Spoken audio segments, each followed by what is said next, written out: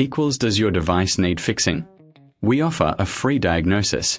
We pick up and deliver right to your door, no calls or travel needed. We send you a quote before repairing, and only go ahead if you approve it. Easy, transparent, and professional. Link in description. To start, ensure you have the right tools, a screwdriver set, thermal paste, and a cleaning cloth. Begin by removing the back cover of the Lenovo Yoga L13. Be careful with the screws. Keep them organized. Once open, visually inspect the motherboard for any obvious damage or loose connections. Next, clean the internal components gently with the cloth. Dust can cause overheating and performance issues.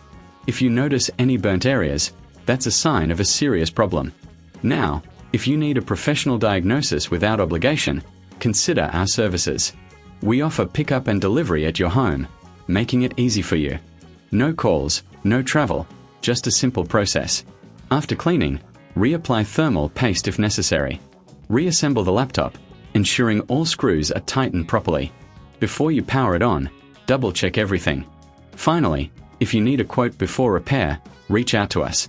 We are here to help you get your Lenovo Yoga L13 back in top shape. Does your device need fixing? We offer a free diagnosis.